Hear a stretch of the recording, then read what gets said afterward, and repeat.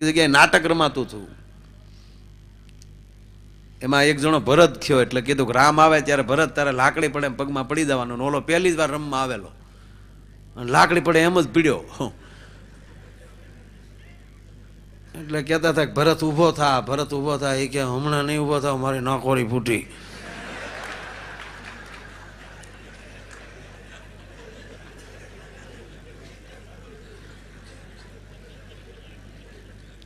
એમ સોને વરસાદ કેવો વરસે મને ખબર નથી, પણ આવા ઉત્સવો જ્યારે જોઈ છે સાહેબ, ત્યારે મને તમને એમ જ લાગે કે સોનાથી વરસાદ વરસે છે. દાખલા તરીકે કે એ આ કથાના જે યજમાન અમરસિંહભાઈ અને એનો પરિવાર એ મુંબઈ કોઈ એના મિત્રને થાણા અથવા તો કોઈ પણ જગ્યાએ ફોન કરે અથવા કચ્છમાં ફોન કરે, ઈ પેલા ઈ માણસને ફોન આવ્યો હોય કે તમે ખાલી દિલ્હી આવી જાઓ 2 કલાક પૂરતા એક ફ્લાઇટમાં અને ખાલી એક મીટિંગ લઈને વયા જાઓ, 5, 7, 10 કરોડનો ફાયદો થાય એવું છે. એ ફોન મૂકે અને પછી અહીંથી આપણા આવા ઉત્સવમાંથી ફોન જાય ને અમરસિંહભાઈ એમ કહે કે અમારા પ્રોગ્રામમાં તમારે આવવું જોશે અને અહીંયા લાલજી મહારાજથી લઈને દરેક સંતોના દર્શન અને આવો સત્સંગ સાંભળવાનો અવસર મળશે. ત્યારે કરોડો રૂપિયાની આવકને ઠોકર મારીને આવા પ્રસંગમાં આવીને હાજરી આપી દે, આમના ફોને વેરશો મેં કહેવાય છે. મુંબઈમાં પ્રોગ્રામ ને એક દાદા સવાર સુધી બેઠા. દાદા મજા આવે? મને કે કપાળ મજા આવે.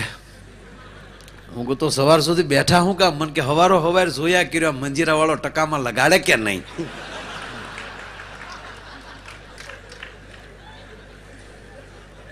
અમુક સાયકલ હીકતા હોય ને તો અમુક સાઈન બેઠા હોય. આમ આપણે એમ થાય કે બેઠા જોવા નહીં, ઓલો કારે પડે એ જોવા બેઠા હોય.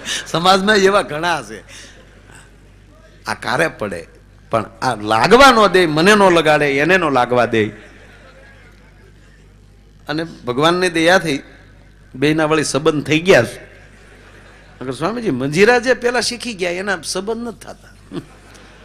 કારણ કે તમે એનું નાતરું લઈને જાઓ ને હામા વાળા પૂછે કે તમારો મુરીત્યો ધંધો શું કરત, હું કેવું કયો.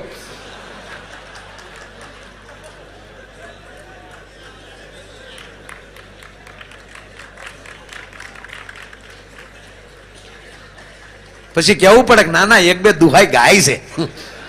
પણ ખરેખર જે અમને ઉજળા કરી દેખાડવા માટે પોતાના પંડ તોડે છે એવી જેની મહેનત, એ મંજીરાનો માણીગર ભાઈ જીતુ પટણી આજના કાર્યક્રમમાં ઉપસ્થિત છે. તાળીના ગળાથી વધાવો. અને એવો જ અમારો મંજીરાનો માણીગર ભાઈ નયન, એમને પણ તાળીના ગળાથી વધાવો.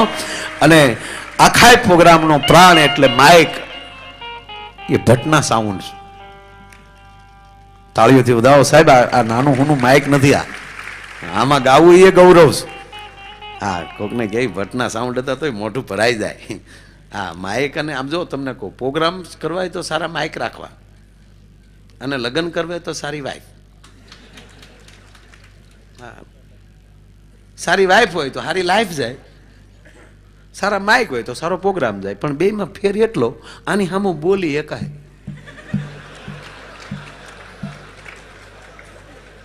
બટ દાદા અને બંધ કરવાની સાપે આવે. સાપ બગડી તો શેડાય કાઢી ખાય.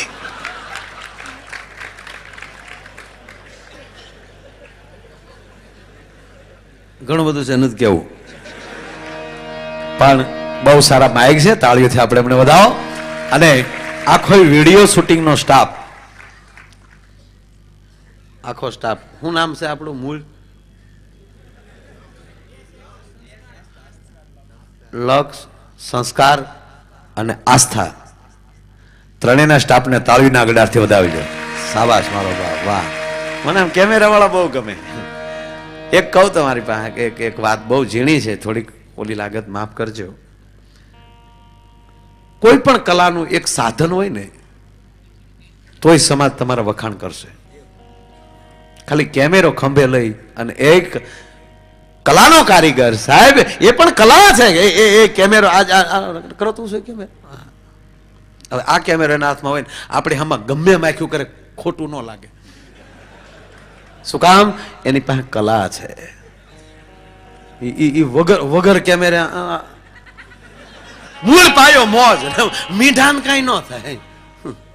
અમુક તો આમ જ બેઠા, આમાં. ઉપડી ગયું, ઉપડી બધું ઉપડે. હું ઘણી વાર કહું સ્વામીજી કે દાંત ન કાઢી શકતો હોય ને એના પાડોમાં ન રહેવું. ભાઈબંધ તો બનાવો જ નહીં, ભાગીદાર તો નહીં જ. હા, આ ગઈ ચૂંટણીમાં મેં ઘણાને કીધું હતું ગુજરાતમાં કે દાંત નો કાઢતા ને મત લેતા ને હારશો તો ઓલા લોભમાં એના મત લઈ આવ્યા, એમાં હાર્યા. મીઠાના મત હરવે. મોજ મોજ માણામાં હોવી જોઈએ. દાંત ન કાઢી શકતો એને ભાઈબંધ ન બનાવાય, ભાગીદાર નહીં જ.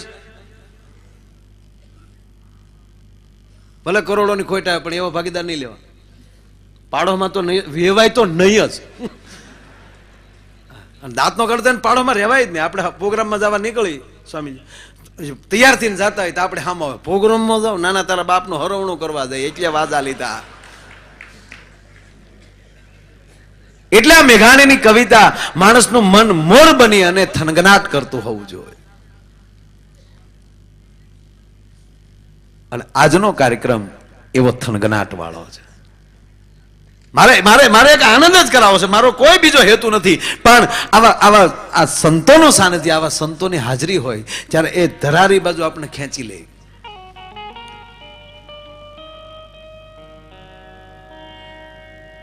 અને આ બધું અમરસિંહભાઈ ને એના પરિવારે આ જે લાભ લીધો છે એ ક્યારે લેવાનો હોય સાહેબ? હાથ હાથ પેઢીઓના પુણ્ય ભેગા થાય ને ત્યારે આવું સારું કાર્ય કરવાનો વિચાર આવે સાહેબ. નહીં તો રૂપિયા બધા પાસે છે ને ભાઈ. આપણે પાસે રૂપિયા અત્યારે છોકરાનો કંપાસ ખોલો 500 ની પટ્ટી નીકળે, એ તો મરી જાય. આપણે ગોળના દડબા ખાઈ ખાઈ. બાકી અત્યારની પ્રજા તાણી ભોગવતી છે. હે આ કેટલી આપણા ઉપર કૃપા છે. તમે આ બાળકોને જોઈ તો રાજી થાય. એના ટી શર્ટ ના ખર્ચમાં તો આપણા દાદા ધોમ ધોકાર પરણી ગયા.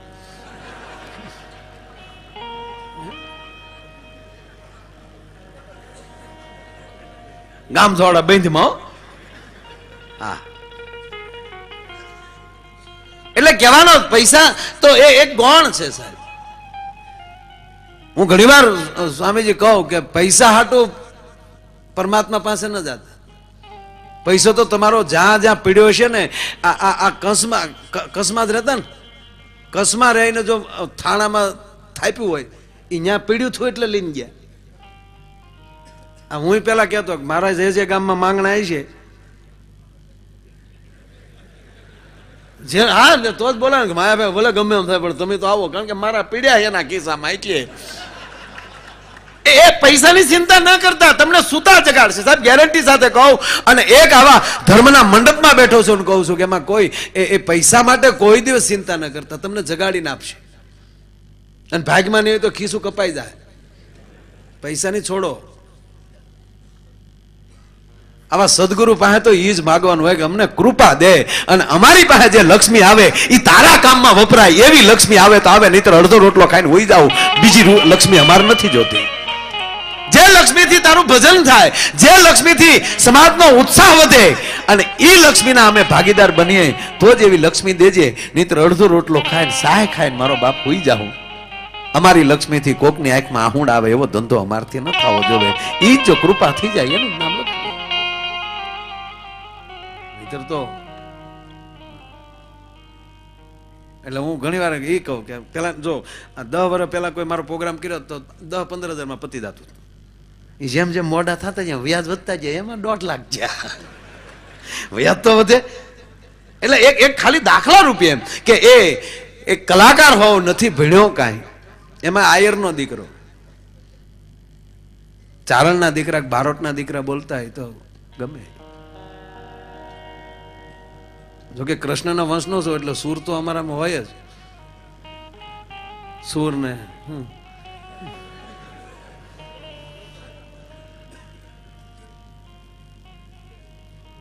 એટલે ક્યારેક ક્યારેક એ વિચાર માગી લે. એ જ વાત કે એ કોઈ દી તમારા ભાગ સામે ન જોતા. બસ એ ગુરુને એટલું જ, ભગવાનને એટલી જ પ્રાર્થના કરવાની કે અમારી ગતિ તારા બાજુ રહે,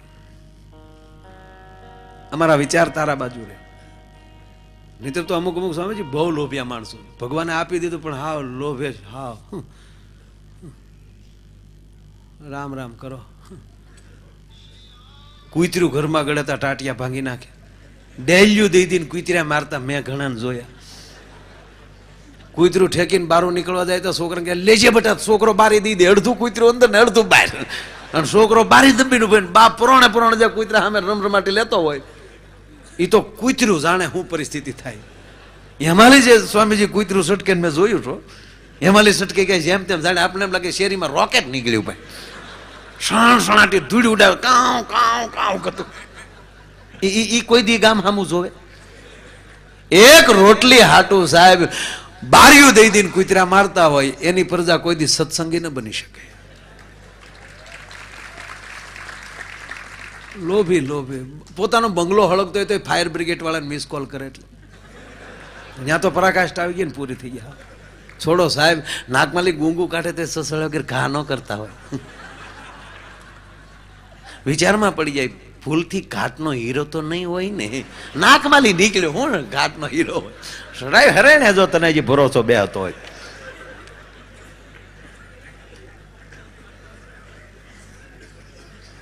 હવે ઈ સસવાળા વગર ઘા ન કરતો 10 રૂપિયા ખાક કોક ને આપીએ કે એ મફત નથી મળતું કહેવાનું.